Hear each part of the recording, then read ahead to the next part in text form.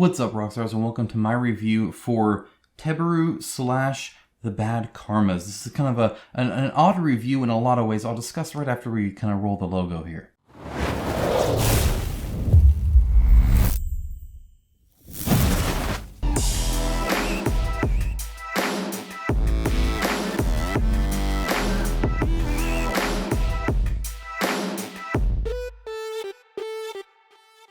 Thank you to my channel sponsor Into the AM. As a company that believes hard work and a great product is a proper way to conduct business, I am delighted to have them as part of the channel. They have some of the coolest graphic t-shirts around and an absolute best fit and feel that has continually exceeded my expectations.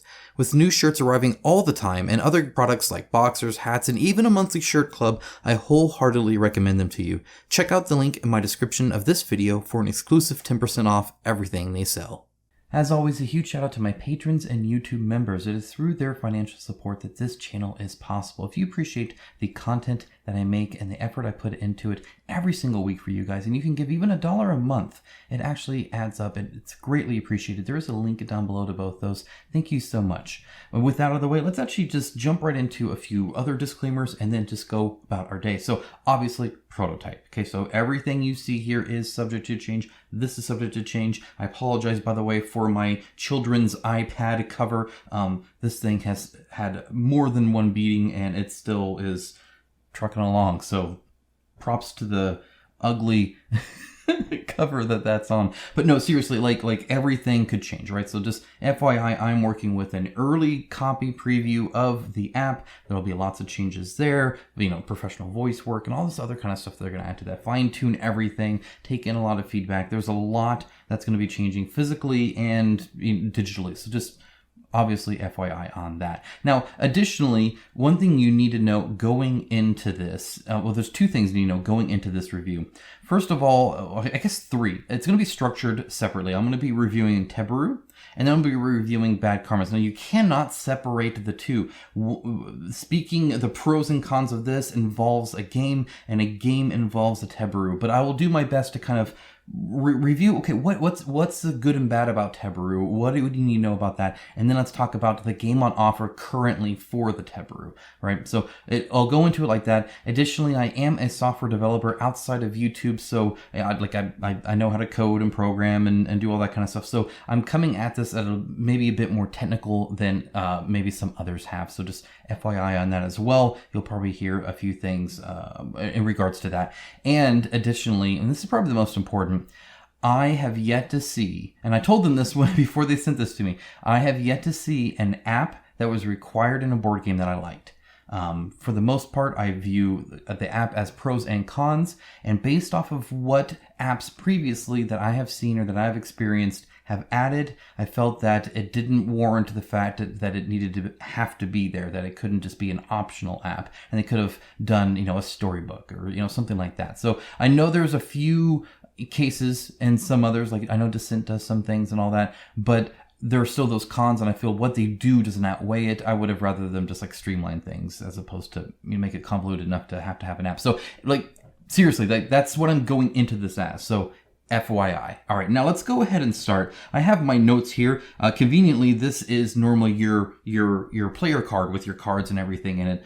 So I'm just going to have my notes right here, and we're just going to keep referencing this and kind of make this a little bit more, not live, but a little bit more natural, more of a conversation style. And it's probably going to be a longer review too, because I am reviewing what's essentially a game console and then the game loaded on it. I told my patrons this is kind of like Wii Sports, and this is the Wii, in that it may not even necessarily have to be a system seller. It's just something that you can get this system on and then play and enjoy while you wait for other games to be released on it, and then you get those games, and then you have this console with all these games, with Wii Sports being one of them that's enjoyable in its own right, but it's packaged with it, right? So that's kind of how this is set up. That's how I'm viewing it. So here is what's great. Many of the cons, right, there are pros and cons to everything, and I have them in all my reviews. Many of the cons I'm going to be listing can be fixed, and it can be fixed without them sending me a single thing. That's because they can just update this, or they can just update this. Do I feel that the balance is off? Well, you can change that by changing the digital cards. Do I feel like there's not enough game modes? Well, they can just add game modes afterwards. And in fact, that's another positive. Just looking at the changelog and what they're doing here, they're going to be adding this guy. So I was not able to fight him, so I had them describe his mechanics for me so I could talk about that in the game. But if they could add new modes, they could add a boss rush mode. They could add a nightmare difficulty mode. They could have a thing where you can't heal. They could do like season ladders and you try and get high scores. The limit is almost limitless when this much is digitized. And that's a very big pro, right? It's a pro for the app that it can be updated after the fact, that it more additional content can happen. A few of my patrons are excited because Destiny 2 just got some new content, and it's kind of like that. They bought Destiny 2 a long time ago, but they updated it. They didn't have to go to the store and buy anything. It's just now in their game, and they can go and enjoy it, get it off the shelf, equivalent here, and play it maybe months later because a new thing was added, and you can do this now or do that now. And definitely a positive in regards to this. Like, buy a lot. Oh no, I got an error. All right, this received an error because I let this sit too long, and so eventually it does disconnect. Android itself does that, actually. And so this is going to be a long review. I'm not going to worry about it. It's going to be off. But you guys kind of saw, hey, there's an image there, there's an image here. So one of the neat things about this, really, is that this realizes beyond the monolith. You might recall, and if you didn't, I have videos that covered it. Monolith Games, that makes like Conan and Batman Gotham City Chronicles. They try to do a Beyond the Monolith, where essentially they're like, hey, you have all these minis from us, from Mythic Battles Pantheon and Conan and all that kind of stuff. What if we sold you game content that used that? In other words, you're essentially buying the gameplay for minis you already own, so you don't have to buy new ones. Now, it was convoluted because it's so physical, right? With the cards so physical and all that. But this solves that. Now that I have these minis, right? Like, this mini has no purpose right now to me. They haven't finished his boss battle yet. But when they do, I suddenly have more content and they don't need to ship me anything.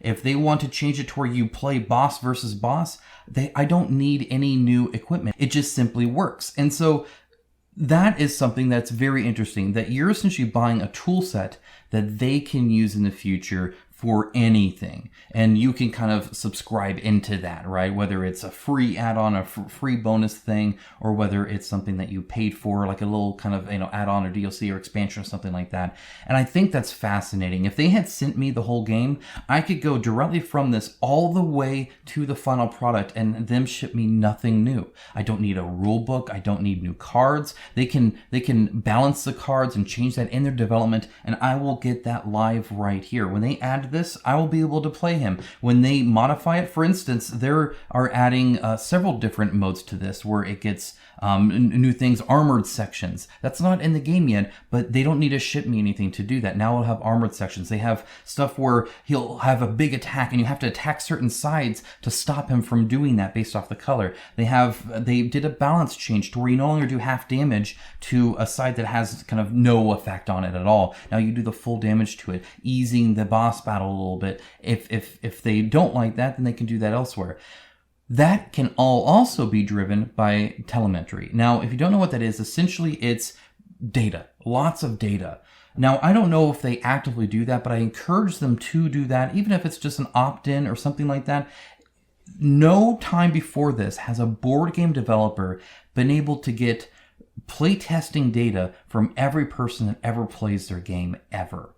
And I think that's amazing. So they can see, hey, what is the win-fail rate of this first fight? Is it too hard? You don't need a focus group. You don't need to, have people, like guess based off complaints or feedback or anything like that. You can see the actual data and see, oh, only 20% of people beat that the first time. Maybe we should up that. Maybe we could change that. Well, it looks like they almost kill him, but not quite. Maybe it gets too strong at the very end, or maybe they're too low on health or whatever. So we had a health potion on the map or something like that. They have all the data on that. Maybe they can find out that, people tend to get bogged down in a corner based off the move set. And so they all just kind of crowd him in a corner and that's how they defeat him. Well, we don't want to do that. So let's make him to where he can charge through or something like that. They have as much data as they could want if they choose to do this. I don't know if they are, but I would opt in for that because it will just mean a better more balanced, more fun, more entertaining game because of it. And if everybody's doing that, then that's even better. They can see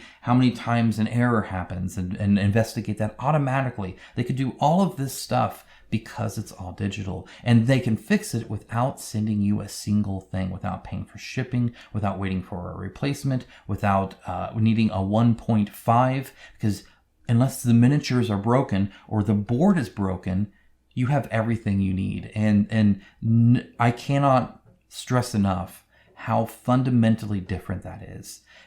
Especially just knowing that, like just sitting here and playing the game. When I'm playing the game here, and I've ran through it several times now, even solo works great. But when I'm sitting here knowing that the stuff I'm doing, I can get updates on. I have played so many prototypes. It's insane. And always it ends up being an old version. Right? Then I get the newer version, and it's like, oh, that's so much better, and these cards are now better, and they fixed this problem. That spelling mistake was always annoying, and the setup was wrong there, but now they can fix all of that, and I need nothing from them to do it. And that is this mind-boggling. Is that even a word? I don't think so. It blows my mind that we're at the point where we can do that with a board game. There's one other thing, and this is a pro I wrote in all caps. If there is one thing I hate about this industry more than anything else, the one thing I think that holds back my enjoyment from this hobby, it's rule books. Sadly, I'm not the kind of person that can remember how to do things perfectly unless I play them a lot. And even then, as long as it's a simple thing. Like Magic the Gathering, I know how to play. I've played it thousands of times. And the rule set, minus the stack and some odd things like poison or whatever, like whatever. Anyway, like it's fairly straightforward, and most of the rules are on the card, right? The professor would say, read the card, and then you know how it plays. But if I have to go get out, just any old game, right? Rise of Moloch. I've not played Rise of Moloch in a while. I wouldn't know exactly how to upgrade in between sessions. I'd have to go read the rule book again. I can't just take it off my shelf and play it end to end without referencing that.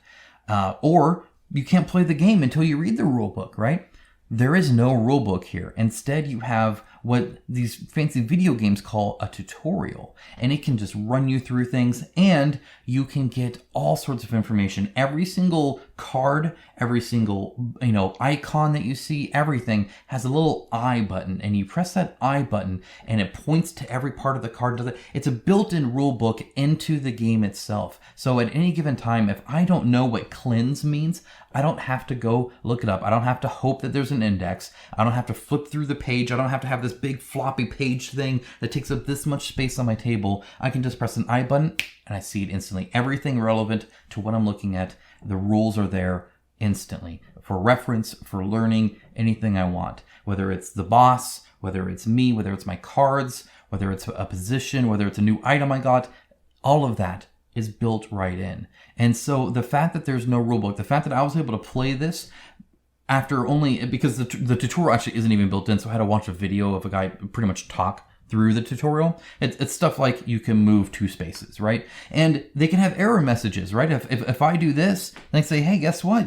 You can't, well, okay, that actually is too, but if I did this, right, they say, hey, invalid move, you can only move 2, right? They can remind you of things, they can enforce things.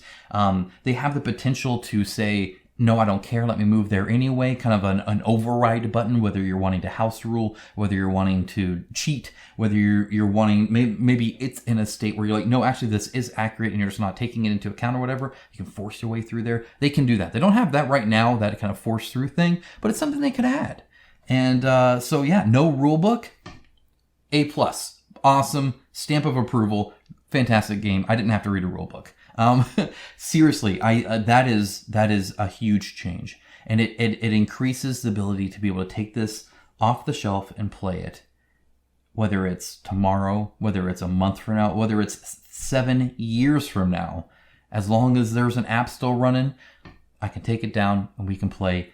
And I don't need to refresh myself on anything. It'll even remember where we left off if it wants to. There's a saved game feature always going. That was actually one of the pluses. We had a crash at one point. You can also just exit out of the app or drop out of the app or do like what I did where it just disconnects and stuff like that. And you can either reconnect here, or even if the master device crashes, even if you lost power suddenly, you hook it all up again, and then it'll say resume game, and you go to resume game, and it has you scan your guys again and put them right where they were at kind of, I think, the start of the round, I believe, but I don't know. They might even save more than that. We had just started a round when it crashed for us.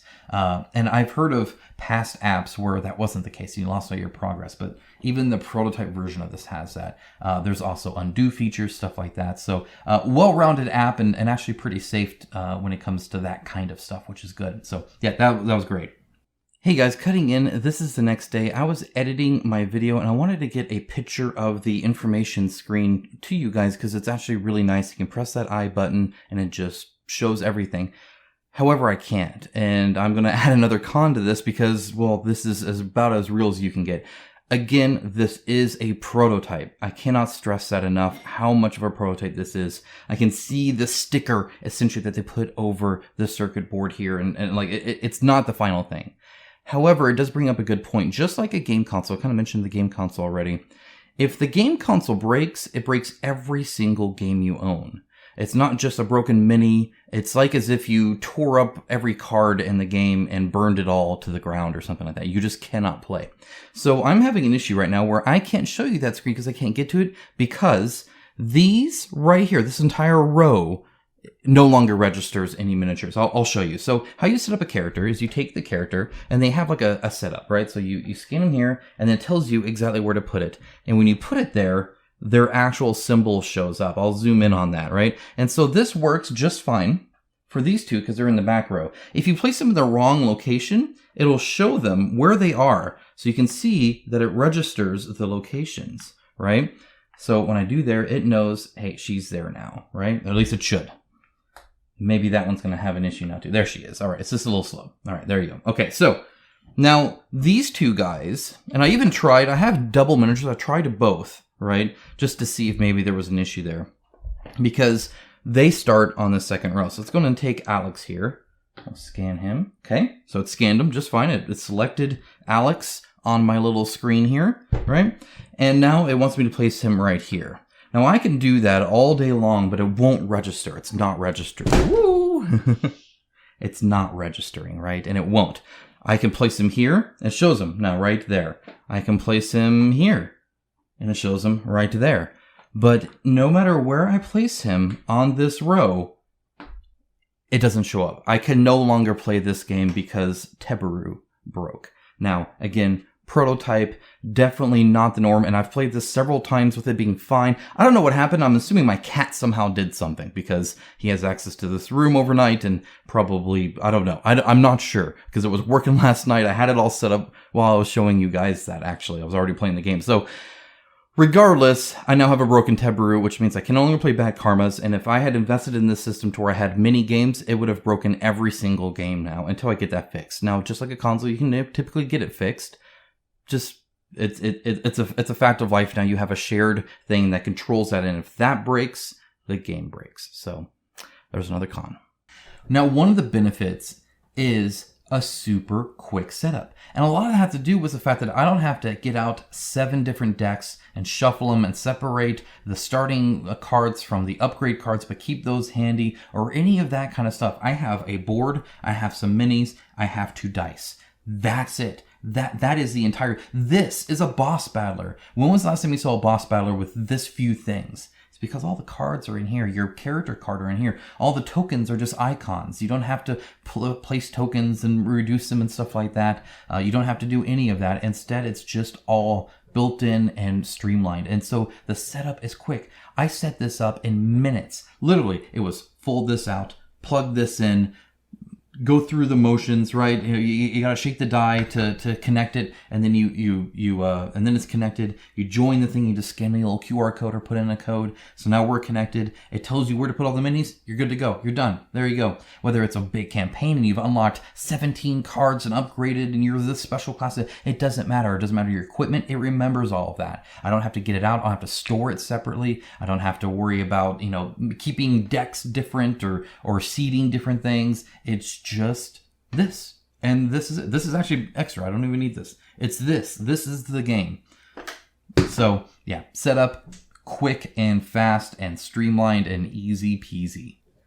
Now, I'm going to get to the negatives, but I'm going to keep hounding the positives of this first because I don't want you to lose sight of this. I want you to go into this realizing the potential that this has so that when I do start nitpicking, when I do start saying issues, you can keep all of that in context, right? It's a good weight. Normally, I alternate between the two, but I'm front-loading this one with some positive just because on the Teburu system. The board game will be kind of my more traditional positive, but also negative. Positive, but also negative. But anyway, one of the nice things, because it's just minis, because it's just a board, because it's all this, is because it makes it to where these games aren't so heavy and bulky. Have you picked up Gloomhaven recently?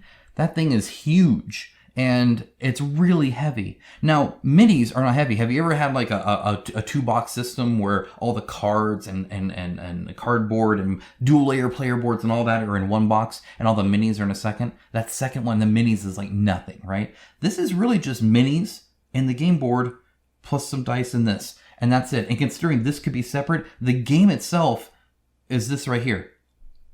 A couple minis and a board, bam, there's a game. Now there's more minis, more bosses you can do, right? There's more boards you can have and more terrain and stuff like that. But it's still a lot lighter, and at the end of the day, a lot less space. Especially if you like sleeve your cards or stuff like that, that can take up a ton of space. My Joan of Arc is like there's a box that's almost all cards. It's just a ton of cards. You don't have any of that. So less storage, less cumbersome. It doesn't weigh as much. Cheaper shipping. Right? All of that sounds fantastic for the same game because they didn't have to ship all these cards to you. And if you care about it, more eco-friendly as well. So there's that as well. So that's really cool. It also, again, removes all the fiddly parts. I was reminded because they can have stuff like bleeds and taunts that last a certain amount of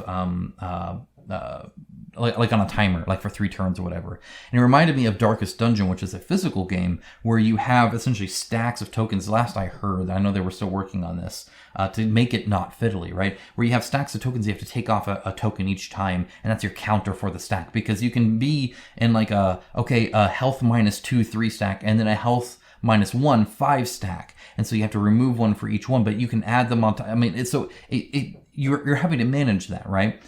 This it just bleeds them every turn, right? Or taunts them every turn. There are abilities where you can like stagger him or whatever, like with a shotgun, and it halves his abilities, but it halves his abilities at random. In a normal game, I'd have to take his ability cards, shuffle them, and then like take out half, right? Or take out half and then shuffle, or whatever, right? Or whatever the current deck is, do that, and then if there's a discard, put it back in, or like I would have to manage that. It just does it. There's no upkeep of really anything. It's just moving and attacking. So you're focused on your decision points and not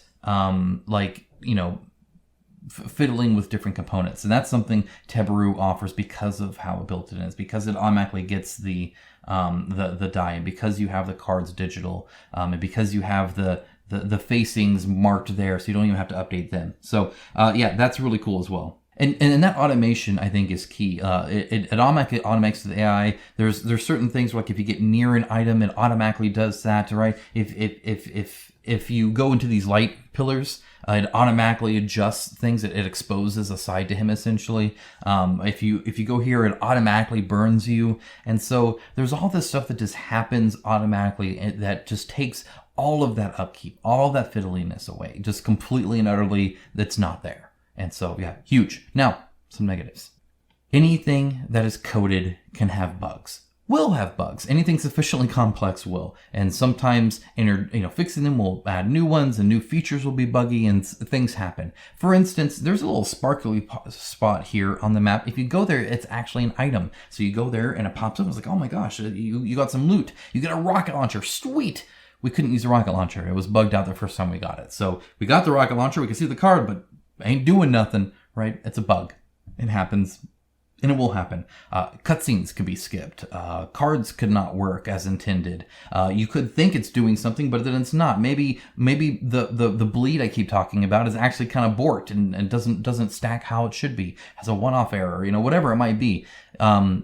Bugs happen anytime there's code. There's plenty of code here, so there will be bugs. Now, how they manage that, of course, I'm sure they are hoping to manage that a lot and have it very minimal and have it happen to a very small percentage of people, but it can happen, and honestly, it will happen. It's just a matter of time. Now, I talked a lot about how they can change things, balance things in the future. And I said it as a pro, and it is. It's a pro and it's a con. I'm going to tell you a short story real quick.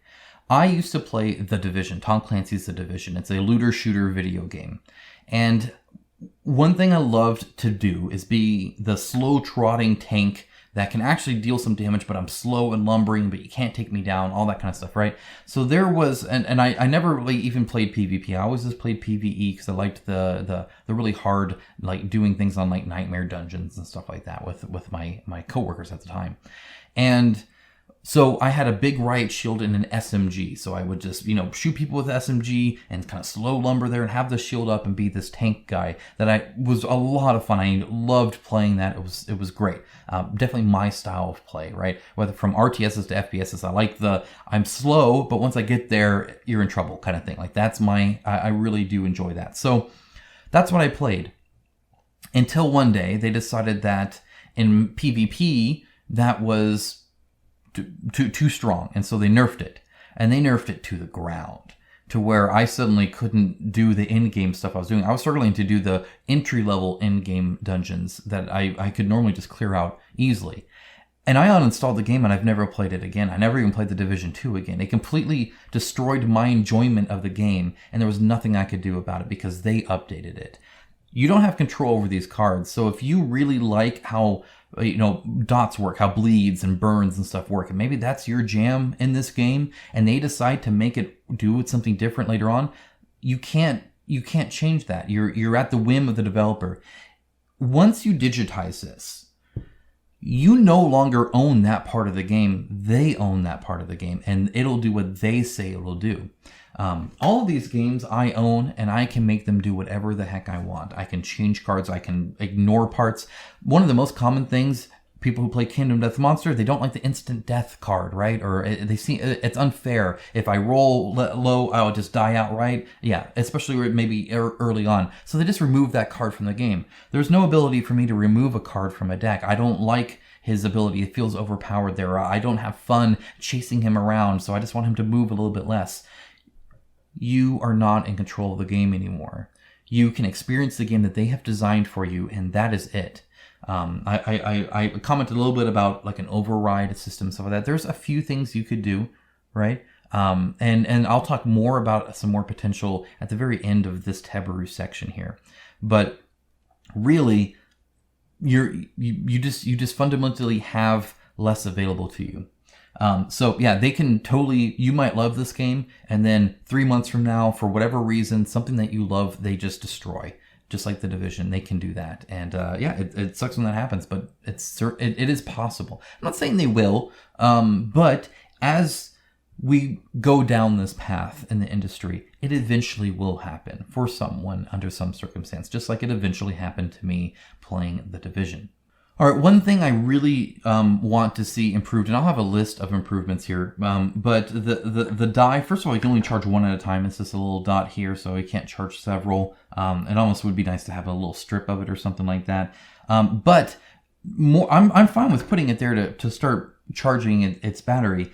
I would like it to be able to start to get a little bit of juice from kinetic. In other words, have some kind of like solenoid in there where you're shaking it, right? And that shaking charges it just a little bit to be able to pair, and then I can put it on there. Instead, what you have to do, because you'll pick it up and it's just dead, and you'll have to put it there, wait a little bit, once it has a little bit of juice, then shake it and then put it real quick on back on there. I made a comment about playing it 7 years later, and that, when we went to play this for the first time, I actually went and played it with Game Brigade, and another friend of his and my wife. So we all sat down, we played this together, and neither of these dice were charged. So we set it all up and everything was ready, but the dice weren't. We could not play until those dice charged. And so we had to, and at first we weren't sure. We're like, why isn't it working? And so we put it there and then we tried, no, you gotta let it charge a little bit, right? It's kind of like if the iPad dies, right? You can't just wait until like the moment you see the battery charging and then turn it on. You gotta wait for like 1%, 2% before you turn it on. right now that's a limiting factor. I would like it eventually to be where I can just shake the die to kind of give it a little bit, even if it's just enough to kind of connect or speed things along. It would be great if that, and not only that, but you could almost top it up too. Like I wouldn't have to ever worry. I could play this all after, all day, a whole bunch of sessions. I don't have to worry about it losing charge because I'm constantly rolling the dice, right? So that would be nice. And right now, at least with this game, it's one die. You always roll one die. It'd be nice to be able to roll multiple die and have it track all of those. I don't know if it can or if it will. I'm sure they can add that. It just, right now, at least in this game, it doesn't make sense to do that. But I do like rolling a whole bunch of dice. Okay, one of the benefits, but then also it's a pro and a con. This speeds up reaction. Like I said, you can get near a terrain and it does something automatically. You can have the enemy automatically do something. It doesn't have to pick a target and then follow the AI path and then do that. And so then you move that. Like it just does it. It just reacts and it speeds that up. But it actually slows down player decision points because at the end of the day, you have to tell the app when you're done, if there's a point. So for instance, right now, there are no re-rolls in this game, but if they wanted to add re-rolls, I can roll and I got a 3, perfect. Maybe I wanted a 4+. A lot of things only trigger on a 4+ here. Sometimes a 2+, sometimes a 5. Like it depends, whatever. I don't like my 3. I want it to be a 4 or higher. Now, if I have a re-roll available, it doesn't know if I'm done or not until I say. I either have to tell it now, I'm done, or I have to say, no, I'm going to re-roll that. And then it either needs to decide to let me do it automatically, or, I need to tell it, I want to re-roll. There you go. Now I'm done, or whatever it might be. And that decision process on the player in a lot of games can get kind of complex, right? Where, I want to be able to do this, and I want to be able to do that, and I want to do this, and then I want to play this card and this card and this card, or I want to play these cards at the same time. It depends on the game, of course, but you get to a point where eventually, even with this, you need to update the app and let the app know, okay, I'm done, or okay, I'm ready to go, or yes, no, skip that, I don't want to move, or whatever it might be. You can automate a lot of it, but anything that's physical, right? Whether it's movement, whether it's like every time, like I taunted him, right, when I was setting this up, so he moved over here to go towards the tank, right? I had to do that and then say, okay, it's updated. So there's, because they can tell where it is, but it can't tell which way it's facing necessarily. And maybe eventually it can, there's improvements can keep happening, but you will always have times where I need to make a decision. And then once I've made my decision, or I've made a decision not to make a decision, I have to tell the app. So it speeds up reactions, slows down player decision, based off that. Okay, so I have a list here, and this is the last thing on the Teburu. We're going to get to the bad karmas next, that I really wanted to talk about. And this is just, it's not a pro, it's not a con, it's just, here's my thoughts. They can use it as they wish. Maybe a Teburu 2.0 can have it. Maybe they'll unlock it as a stretch goal. I don't know their plans. I'm not them. But I would like to see more dice charging area. I've kind of already mentioned that. 1 die at a time is kind of a bummer. And if everybody has theirs, that's 4 dice. So, okay, that one's been charging for a while. Let's go and charge that one, actually. So there we go. And I don't know necessarily what that is right now. It'd be nice if it, showed, oh, hey, it's this charged or whatever. But it does when you first connect it, but then I didn't see it otherwise.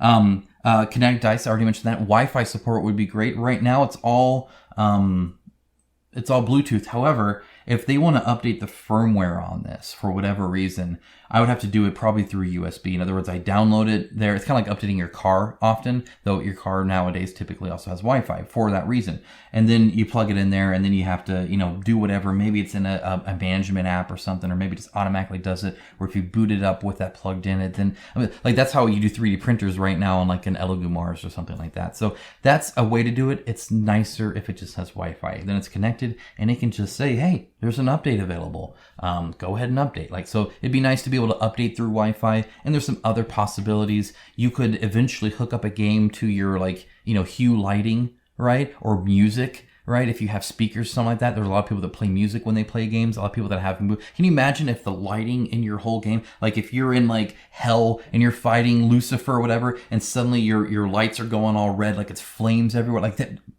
The possibility is huge once you do a kind of Internet of Things kind of thing. And that the first step towards that is Wi-Fi. So a Wi-Fi chip would be nice, I think, as well. Plug-in support for chargers. You can always have a power brick, of course, but it'd be nice if it just honestly had a built-in battery, kind of like a game console and stuff like that, right? You can plug it in, but it's like a laptop too. You can, if it just had a charge where it just could play at least a session of itself. Now, of course, every game is different, but 3 hours max. If it could just be on for 3 hours and wait for stuff, that would be awesome. Because it's not really doing a whole lot, except waiting to get a signal, right? For the most part. So that'd be nice to do that, especially if it had plugins, right? So I didn't have to do anything like that. For instance, I'll be going up to a cabin next month. My wife and I get away from our 4 children that are insane and go to a quiet cabin, just her and I, up in the mountains, right next to a lake. It's beautiful. We had so many deer there last time. It's amazing. I don't want to be plugging this in, but we do bring board games. And it would be interesting if I could bring this charged or whatever, right? And then not have to worry about, oh crap, my phone's dead or something like that, and find plugins and whatnot. It would just be nice if it was kind of its own package deal. So that would be nice as well. Multi-board support. So right now, I have this. It'd be nice if they sold additional ones that could hook up to this so I could have more, right? Because right now, there is a limiting factor. The limiting factor is this.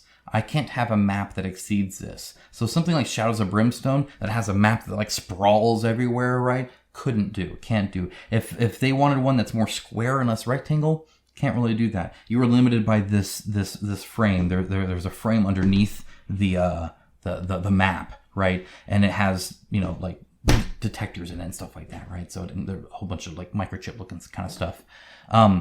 That's the limiting factor. It'd be nice if I'm fine with this, but allow me to hook up a second one or whatever, right? Like maybe I put one here and one here, and then they kind of sync together into a bigger play area. That would be kind of neat. Or maybe 2 separate play areas. There's games like Kingdom of Death, or games like End Trespass, or whatever it might be, where there's like even something like Tainted Grail, right? Where you have that like card game. You could do that on the side somewhere. Maybe even a small one, right? It'd be nice if there was kind of a way to have multiple boards, whether it's, hey, here's the village section over here and here's the boss battle over here. Or I just did Kingdoms Forlorn and it has that city exploration. Maybe the city exploration's here and then, the boss battle's over here, but they're both on these smart boards and they sync up. That'd be kind of nice too. Multi-board support, I think, helps support almost any game out there as opposed to any game that can fit on this.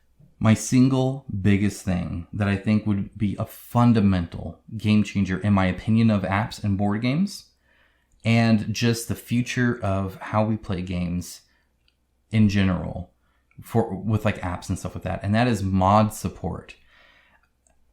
Conan is delivering right now from Monolith, and with it a solo co-op version of it.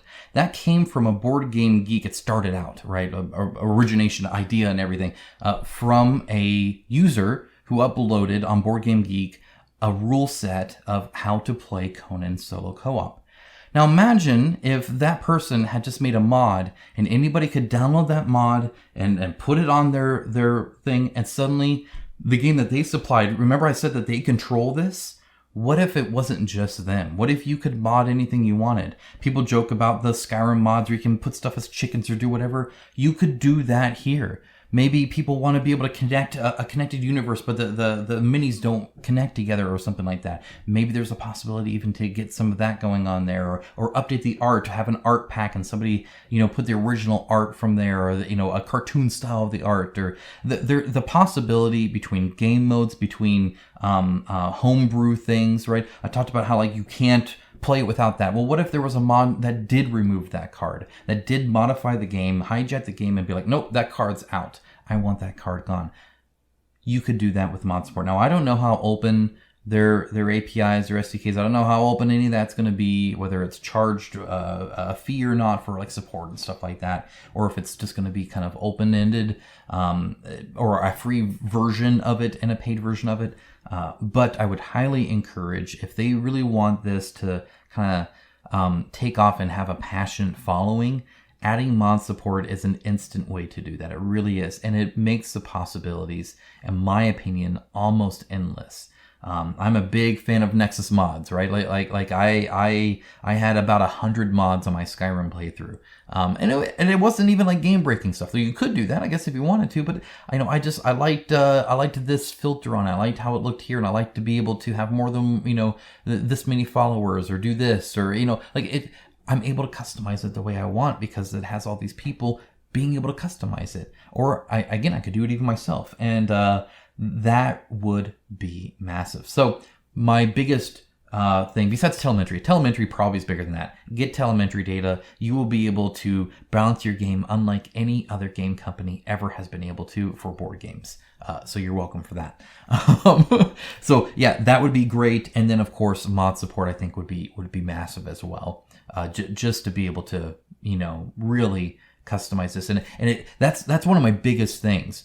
I played Descent 2nd Edition. It was my introduction to board games. It was the first one I owned and played with my family. My daughter was 4 and she wanted to play, but really the most she could do was, I did it, Daddy, right? And roll. And it didn't matter what she rolled or whatever, but because I was the overlord, I was able to, pick a subpar enemies. I picked zombies because they're slow, so she could go beat up the zombies. It had nothing to do with the objective, right? She wanted to go kill Dad's zombies, and so I let her go kill Dad's zombies.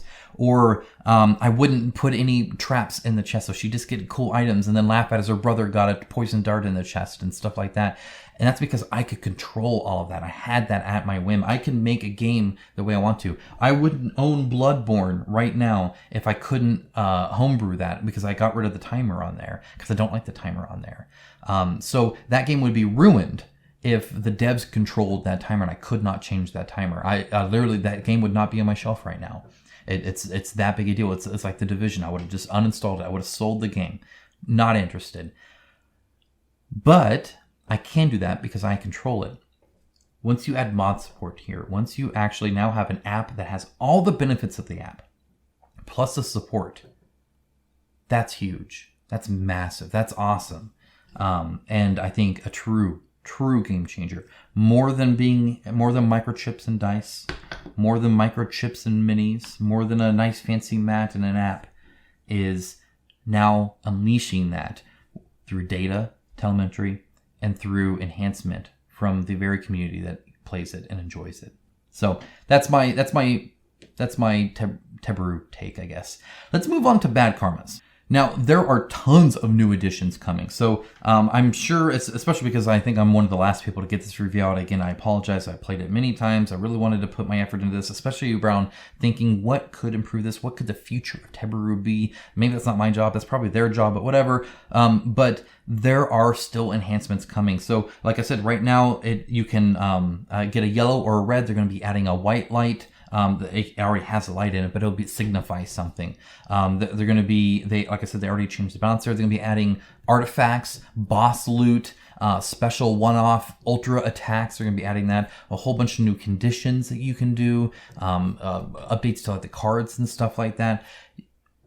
Tons of updates are still coming. And the fact that they're adding that kind of content, the fact that I'm excited to look at a changelog for a board game, is pretty exciting and definitely a positive there.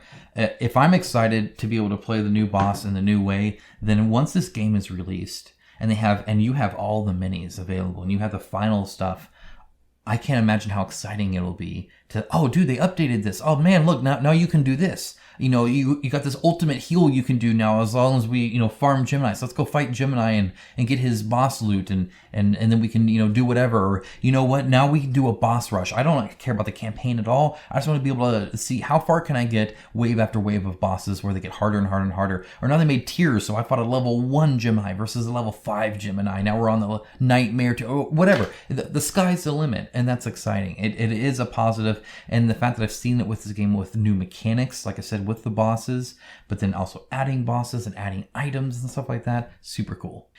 Now, one thing that is awkward, at least with Bad Karmas right now, so because you have a boss reacting to you and stuff like that, eventually it's like, hey, it's your turn, but you need to focus on something. So you need to press continue essentially, right? So because it doesn't just want to zip through it, right? It wants you to show you the map screen. Okay, go and update the map and then click continue. Okay. Or hey, he did this. Go and read over that and then click continue, right? And so you click continue. What happened the first time we played a game actually is the guy was done with his turn, so he got up. I think he had to use the restroom or something, or grab a drink of water, whatever it was. This is a personal device. This is not a player board. This is not a deck of cards. If all you had to do was discard a card, I have no problem reaching over and discarding the card for him. But I don't want to grab his phone and start pressing buttons on it. Do you get what I'm saying?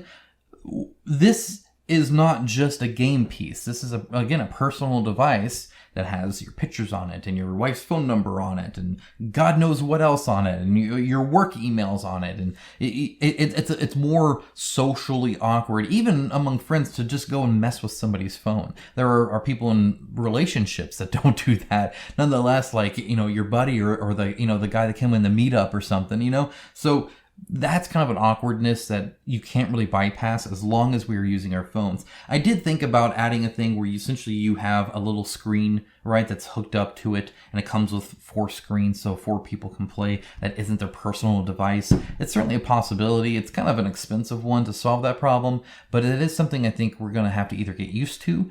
If you play more app-based games, especially where everybody has the app out, it's not just like a timer or a narration app or something like that, or a master device, but when you have these kind of master-slave devices, when you have these, it's some dude's phone, right? So I'm not just going to go poke on it or peck at it or whatever. So that's a little awkward. Now, the map and environment are cool. I kind of mentioned this a few times, but there are built-in features of the map. When you stand over here, you're going to get on fire because there's freaking lava. Don't stand in the fire. Don't stand in the fire. I've played enough MMOs where people stand in the freaking fire and then die. Anyway, yeah. There's a sparkly item there, and you can go there and loot it, right? And so we go there, and I'm like, oh, you stumble across a chest. There are these light beams, and when you're fighting him, at least, when he goes into the light beam, depending on where it is, it'll light up, and it'll change either to yellow or to red. So you're encouraged, though it doesn't tell you any of this. You just have to figure it out as you fight the boss. That to start, essentially you want him, this is the guy that can taunt, right? And you want him to come over here or whatever and then taunt him, right? Now you got to be wary because of the lava here. So maybe you want to go over here. So if he pushes you back or something, you're not going to get pushed into lava. But anyway, you want to drag him into there so it automatically does that. It saves you a turn for it. And then you can just snipe him, do some critical damage or something like that with it exposed. So yeah, the maps and the integration of the smart features in that map, whether it's auto loot areas, whether it's hazardous areas, there's no red line to outline it and mark it and, oh, this spot is bad. It just knows that spot is bad. And so you don't have to track or anything like that. And there's little doodads. Like I said, we literally saw this spark and I'm like, I wonder if that's an item. Sure enough, it was. And that was so cool. It was cool to think that. I wonder if that's an item. And then it was. We got a rocket launcher and then we couldn't use it. But that's besides the point. Either way, very cool thing to be able to do that. I instantly thought of Chronicles of Drunagar's point of interest, right? So you walk up to the statue or the desk. So to have a little sparkle there, and you literally walk over there, and then it's built in, and suddenly it shows you a picture of what you're looking at as a character, and you can, like, okay, I want to mess with the drawer. It can even have features where you pull the drawer out, maybe, or something, and then grab the thing out, right? I'm thinking like those point-and-click adventure games, right? Like Escape from Monkey Island and stuff like that. You could have that in a dungeon crawl now. Like interacting with a point of interest system in like Chronicles of Drunagar or something like that. Totally different now. And it can be built right into the map. And I really, really like that. Now the upkeep is minimal. I already discussed that, but specifically in this game, again, there are no tokens, there are no cards. There's nothing stopping a company from using this board and sending you cards or sending you tokens. You can go as heavy or light in there as you want. And I'll have a question at the very end about, at what point are you not playing a board game anymore? But in general, though, with this at least, with Bad Karmas, the upkeep is non-existent. There are no statuses to keep track of, no tokens, no cards, no shuffling, none of that. If you name something that's upkeep and you don't have it, you have to move your character and select an attack, and that's pretty much it. That's all you gotta do. You also pick like your stance at the start of the turn and your order at the start of the turn. Who goes first, who goes second, who goes third, who goes fourth. So. And you have to map things out. So he might do, he did a thing that put these here, right? So it says update the map. That's it. That's all there is to it. Your die rolls automatically go there. Your movement automatically goes there. Your attacks automatically do line of sight and all that kind of stuff. Like Six Siege, right? I've played that and it's great. And there is a line of sight there. It works pretty well. But at the end of the day, they did sell freaking laser light. You could, get the line of sight to. It's just you either have line of sight or you don't, and it knows it. One thing that would be a good improvement for this game, and again, I'm sure they can add it, that's why I mentioned that early on, that they can fix most of my cons, is to highlight the game changes. So it said update the map, and it showed these here, but it would have been nice to outline them or point an arrow, add these, You know, you could even have a list of like quantity 4, right? So I know I saw all of them. If I only saw 3 when I first saw it, I'm like, oh, wait, it told me that there are 4 total. So then I look closer or whatever. Same with these, right? It shows them on the map, but it shows the whole map with it kind of like that. It would be nice if it was like highlighted, like this is new, add this, or, he turned, turn him, make him face that way, make it almost an animation, right? So you can kind of see it. I think would just help draw attention to it. Just make it super smooth. Now, one negative of this, and this is kind of again, it's not a problem with Teburu, because you can always add tokens if you want. You don't have to not have tokens, but Bad Karmas doesn't have any tokens or any cards. One of the things that upkeep does for you is it allows you to remember it. What I mean by that is when you're, like when in a normal game, if he would reach half health, for instance, so when he reaches half health, he ignores taunts. I'll talk more about that later. But we went several turns, several rounds, not knowing that because it happened automatically, because we didn't have to go put a token there. It just did it. It's not that it did it, but you don't remember it. And even if you certainly won't remember it if it's something like every turn, right, or something like that. How long was the taunt? Was that, how many turns was that? You're going to have to go look. You won't remember because you weren't removing a token each time. You can't just look and see, oh, there's only 1 token there anymore. Whereas normally there would be on the border next to him somewhere, or the damage or something like that. It's just why there's all that research into how you retain information more when you handwrite it, because you can listen, it could tell you, it could do everything, but you're not physically doing the action, and that physical action of of writing down a note helps you retain that information. It's not so much that you have to go look and research it or anything like that and reread it. It's just the act of writing it down that does that. Or I often compare it to when I went to college, we were kind of just starting to get these like ebooks and stuff like that. So they were offering ebooks, and everybody didn't get it. Well, you can do like a Control F and stuff like that, which is nice. But on a textbook, normally you do Control F and you get like 300, results because these things are this big.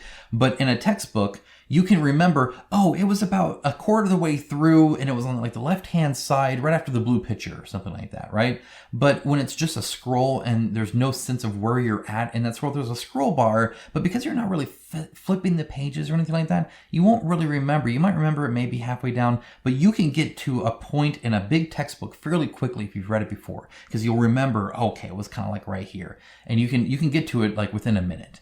An ebook, often it's a little bit more scrolling back up and all that, because you don't have that physical action. You don't have that paper laying right there and you're flipping the page and looking at it. That physical action helps you retain that information. So while it automates it, one of the downsides is it automates it, so it's just doing crap. And sometimes you may not even know. Like I said, when we first played it, we didn't know he was ignoring our taunts. We were wondering what was going on and why our freaking squishy archer and dagger lady were getting pummeled. And it was because our guy was using taunt, but it wasn't doing anything anymore. It does the update, and it was technically there, and we could have probably paid more attention. But at that point, it's almost slower to sit there and read it or even listen than it is just to put down a freaking token, right? And so pros and cons to that, but it was certainly something I noticed, and so I wanted to mention it. Once you automate things, stuff's just going on, and as it gets more complex because it's automated, so it can be more complex, you're less and less aware of it. In a video game, right, he might have something physically visibly showing that he's bleeding, right? He might start limping around, or he might have a little blood icon over his head, but he might hear, but he doesn't hear. This is just a mini. It can't change like that unless you put a token on it or something, but we don't have a token for it, so it's all digital. So yeah, that was kind of a con. It was kind of a bummer to keep fighting him and trying to do something we can't do just because we didn't even know it was happening. Now, there is a possibility that could be fixed by a more advanced light ring. In other words, you could eventually get a light ring that could show little, like, not emojis, but little icons, right? And you could have something like that there. You could even have the health bar there. There's a lot of possibility of enhancing this from just a simple colored section to a kind of info display, kind of like what we put on some standees sometimes. Okay, one of the fun things, and I don't know how many other people have mentioned this, but you can unlock abilities in this game. Not talking about the boss or anything like that, just even in the base game that I have right now, you have essentially almost like missions you can do, like score 2 critical hits or heal 5 times or whatever it might be. It can change, but that'll then give you essentially an upgraded ability that's added to your deck. It's not replacing the game, it gets added to it, and it's always either a stronger version of something or a whole new thing you can do. And that's always a lot of fun. Now, one negative I would say, and this is just in general, is I think they are underutilizing the fact that I'm looking at a screen, this mini gaming computer that can do all sorts of stuff. I've played enough mobile games because I have a problem, and seen enough, like loot box stuff and whatever, even in like, AAA games and like for video games, and they have so much pizzazz. Like when you unlock something, it's like shaking and it explodes, the confetti goes around and sparkles, and you hear a cheer, and there's an animation and it catches on fire and it moves because it's all foil and there's lightning striking it, and they make a huge deal out of it, and it feels freaking cool. One of my favorite things about Clash of Rage is there are these epic legendary gear. It's actually how you win the games, by getting like 3 or 4 of them, I can't remember, and when you get it, it's super powerful, and they're all foil. And the moment I played that, I felt there's not enough foil cards in these games. Games need to start having more foil cards, because foil cards are freaking sweet. They were when my Pokemon had them, they were in Magic the Gathering, and guess what, they still kind of are when my epic, +7 bow of Herculean strength is all bedazzled out. So I think they need to do that more here. You could even go even a step further. When I click an attack that says precise shot, you could show a little animation of my character doing that, right? So you get this like cool little animation effect or something like that. I've been playing Lost Ark recently. And again, I know I'm talking a lot of video games, more on whether this is a video game or a board game later. But every attack there is so over the top. You have a person like jumps up in the air and goes and smashes down, and 2 dragons, like Oriental dragons, like the snake kind, just and then just go and it explodes in fire. And all I did was press the X button. Like, it's so over the top. It's so cool. It's so fun, and there's an enjoyment out of visibly showing what it is you're doing and feeling that impact.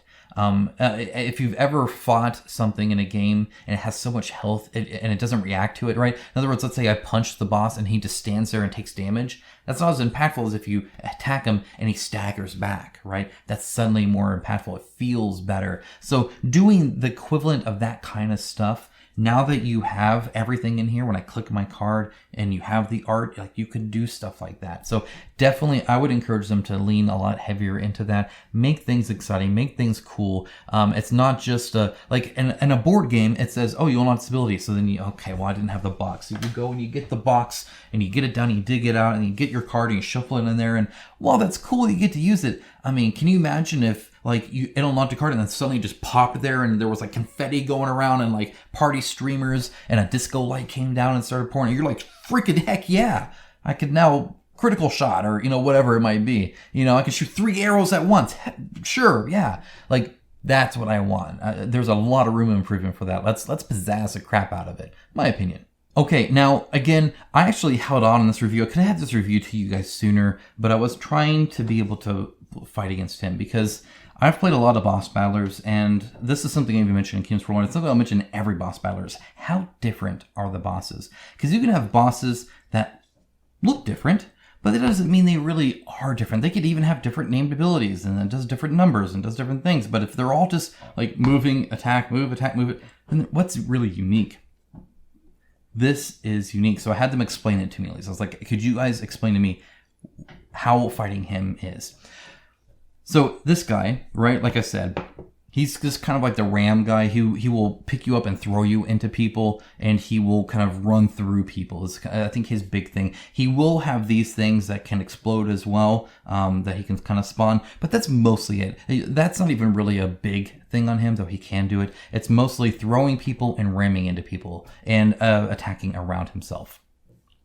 Then when you get him to half health, he starts ignoring taunts, which then shifts it to kind of the second phase of the game, where, suddenly now your guy now has to become a DPS healer instead of just a tank healer. And now your glass cannon DPS people are just going to be hurting a lot more, and you need to focus on healing there. So it changes things, and that's really cool. So that's him. Gemini here has 2 health bars, because he has 2 different heads, and each one is a different element, and each one has a different health bar. Not only that, but he rarely attacks you directly. Instead, he's always spawning these things and having those attack and explode. And he can teleport around, so he can move from one side of the map to the other. In fact, his reaction when you get near him is to attack you. So like the melee guys, they have to go in there typically with a dodge ready. So you have a stance you can pick, and you pick the one with the dodge if you're going to go in for the attack often, because you know you're going to go in there and you'd rather dodge the attack and then hit him. His reaction is to run away, is to teleport away. So fundamentally, I think that's pretty different, right? I feel like those are going to play differently. I have not played him, so I can't promise that, but it certainly sounds like it to me. 2 health bars, so you can like focus on one or the other. He's teleporting around. He's doing AoE attacks based off the terrain that he's spawning around, and he runs away from you all the time. Sounds cool. Again, there's probably even more and more differences once you really get into the nuts and bolts of it. But yeah, very different than Ares, who's kind of a brute strength kind of guy, which makes sense for Ares. Now, those attacks are cool. I do feel it could be telegraphed more. So a telegraphed attack is like in a video game when the boss suddenly goes ha ha and like does this, he's about to like do some combo, or maybe he slams down. Like you have to read into it, but he telegraphs. In other words, there is normally an audio cue and then a visual cue for the player to know, oh, this means dodge roll left twice. Right? And that's how like all these Dark Souls, right? Demon Souls, all that kind of stuff. That's how it works, is through those telegraphs. Very rarely is stuff not telegraphed. Sometimes there's a very quick telegraph, but there's typically always a telegraph. This tries that, I think, a little bit. It'll describe what he's doing in a way. I think it could be a lot more focused, especially around describing maybe perhaps what he's doing. So if his next move is going, and it allows you to learn the boss too, right? So fighting him, you should be able to eventually learn he's probably going to throw someone, right? And that would allow people, especially like at the end of the round or something like that, to maybe hide behind stuff or whatever it might be. It depends on what they're doing, right? If he's going to start shaking, or stomping around and then stuff falls from the ceiling and hurts everybody around, unless you're in a certain area, maybe you have to get into the light or something, then it'd be great if at the beginning it really kind of lays the seeds for that, so we can figure it out and it's pretty consistent, where, hey, if he starts, getting angry like he's about to stomp or whatever, we might be thinking, well, what is he going to do if he stomps? Maybe he's just not going to do that. And then it happens like, okay, so if he's stomping, we need to run to the light, right? Because then we have the decision as a player of, do we go into the light to be safe, or do we still keep attacking? Because anytime we're running away, we ain't doing damage typically, unless you're an archer, haha. But for the melee people, definitely not, unless they have a jump or something like that. So maybe use your jump. There's a lot of strategy you can do once you have a bit more finite feel of what's going to happen. Most boss battlers want you to learn the boss and be able to predict the boss, to where if you've fought that boss many times, you know it's coming up. Then like a nightmare mode could change things. You can add new moves. All right, there's tons of stuff you can add now that it's digital. But for the most part, if I fought Ares a whole bunch, I should be able to kind of read into what his next attack's doing, my opinion. So I would like a little bit more telegraphy. I already kind of mentioned this, but boss fights have multiple stages. Fighting the second half of him with no taunts is fundamentally different than fighting the first half of him. Now, I would actually like them to double down on that and go full like, MMO JRPG style stuff, right? Where there's like a whole nother, like it's like, oh, suddenly he like runs over here and he like lets loose a whole bunch of enemies. And so now there's all these ads in the second phase or whatever. Or suddenly it's like, no, now, you line all of them up or whatever. So it's like, now suddenly you're in half the board space. He crumbles the other half, or like really big changes. I would love to see them really double into that. I think that'd be great. Different moves that he's doing now that he wasn't before. Other games do this to an extent, like Oathsworn, when I reviewed that, the Brood Mother.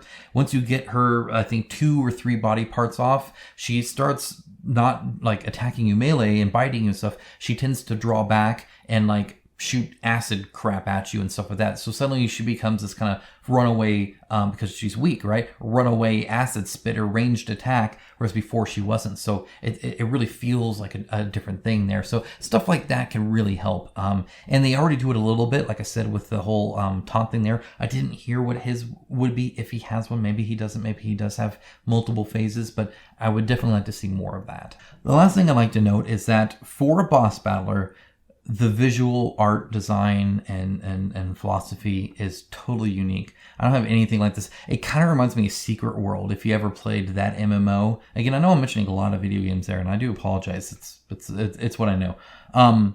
where you're kind of like this like secret group of people fighting these like evil creatures or whatever in modern times, but very distinct style. It feels kind of like if Zombicide was a boss battler thematically, right? Art style wise, kind of story wise, feeling of playing this game wise. It's kind of like if like this could be the Zombicide universe, and this is just the boss battler version of it. So anyway, that's kind of I think my two cents on this, maybe even 3 cents.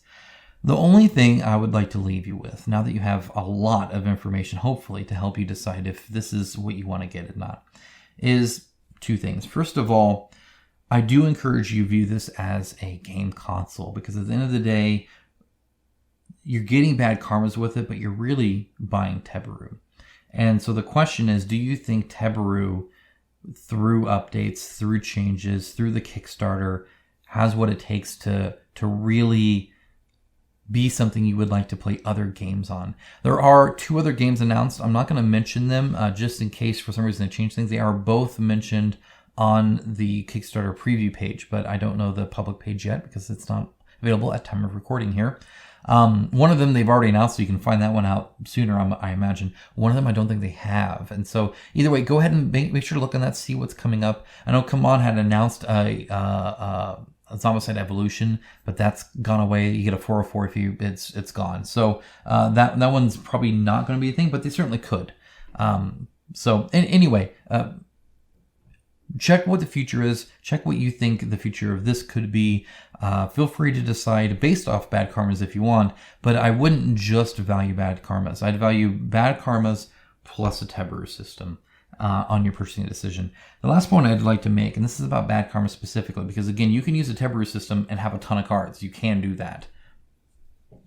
Is when should this just be a video game versus a board game? Because at the end of the day, I know all of my really interaction, like I move here and I roll a die, but then do that. Would this game be worse or better if the die was in here? Would this game be worse or better if the movement was here and the board was here, and instead of renders it was that, and I could actually do my attack and suddenly I'm playing a video game? Where's that line there? I think it's different for everybody. I will say that even with the apps in this here, sitting around the table with friends and family is still sitting around the table with friends and family. And so I enjoyed my experience there in much the same way. We still had, my wife was like botching rolls left and right, which is abnormal for her. So she kept like missing her roll. And the guy kept healing, but he wasn't healing his buddy. And so his buddy was like, why are you never healing me? Like I'm always running away. And so they're turning to each other, talking. You're getting that interaction. So I personally still got a lot of that, which was nice. And I think a lot of it was to do because it wasn't just one thing, right? It's, we pick our card, but then for the most part, it's all here and it's very streamlined anyway, right? It's just a quick boss battler. It's not something where we're making a whole bunch of different decisions here. We pick a card, we're done. And that's really it. We pick a spot we want to go and we're done. There is no like, I'm going to move these units here, I'm going to do that. Because instantly I'm just focused on this. I'm pretty much playing a video game for a short while. It's really just making selections and moving on. And then the game just flows. And so for Bad Karmas at least, I had no issue with that. But I would love to hear what your thoughts are around that. Now that Bad Karmas is literally just a game board and some minis, and everything else is digitized, how much of a board game is it? I'd love to hear your thoughts on that. That is Teburu/Bad Karmas. If you have any other questions, if you want more insight in anything I said or another example, or maybe you're confused about a certain point, feel free to ask me again, either in the comments or really anywhere you find me. And again, there's a link below to the Kickstarter. Feel free to check it out and see what comes up next. I will be updating and playing Gemini. I'm honestly interested in doing it. So I'll update you in a future news video once that gets available to me, probably in a few weeks. So probably before the Kickstarter is over, I will have played that and I can give my 2 cents there. So stay tuned for that. I guess there is that subscribe button, of course. And if you appreciate my voice going out, I need a drink of water after this. This level of detail when it comes to reviewing, providing examples, giving you real world examples of what I did in the game, what I've done in other games. There is that Patreon link. Even $1 a month does greatly help. Guys, have a great rest of your day, regardless of your decision. And I'll talk to you guys again very, very soon. Bye, guys.